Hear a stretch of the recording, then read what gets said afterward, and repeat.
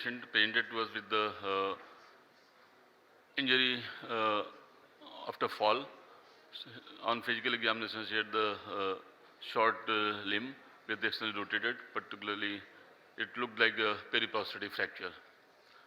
This was the AP and this was the lateral view.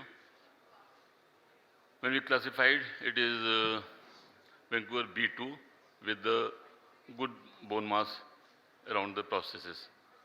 We investigated routine, investigated for infection as well, and it was not, we did not do any CT or bone scan because it was my own case and there was no infection. I had the follow-up of that patient. Then we planned the revision THR for the periprosthetic fracture. Posterior incision was used, hip was dislocated, implant extracted, then the cement was removed. We invested a lot of time in the cement removal, and then circular wiring, reaming and trial stem was applied, and then as a routine we are discussing whole day that, and this was the pre-op, and this, the cement removal was done in the 3 stages. Stage 1 metaphysial cement was removed, then stage 2 the diaphysial cement below the lesser trochanter, and in stage 3 the distal plug was removed. With the high speed drill, and this was the post-op X-ray. This was another case. So the tapered footed mounted titanium stem in the management of Vancouver V2 and V3 are the one of the most popular stems to be used. So lesson learned is that Vancouver is a simple classification. B1 will to be done with the open reduction internal fixation with the bone graft. B2 we can revise with the long stem. B3 we have to do the bone reconstruction as well, and it need be we can go ahead with the allograft or the AMP mega prosthesis. That was the lesson learned with this lesson. But after 11 weeks we had the anticlimax. Patient came again after 11 weeks in the OPD with the pain, swelling and shortening of the limb following the slip and fall. So we thought that whether it is a periprosthetic fracture or dislocation, there must be.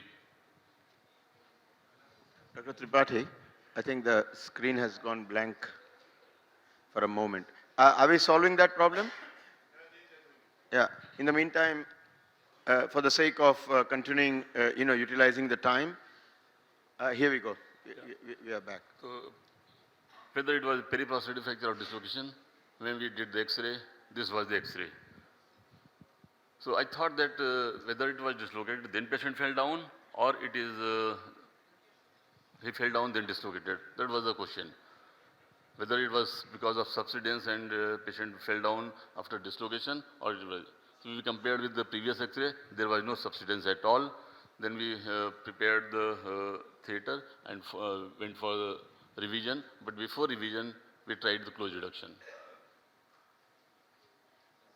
And luckily, we got the close reduction. Since version, everything was on the table good. I just put patient for the reduction on Thomas for 4 weeks, and this patient did well. So I mean to say that you go for the close reduction, but be prepared for revision surgery on the table.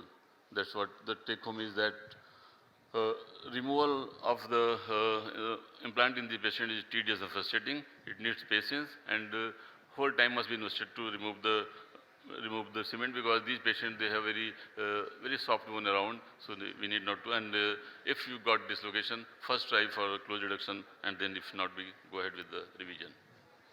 Thank you very much, Dr. Tripathi.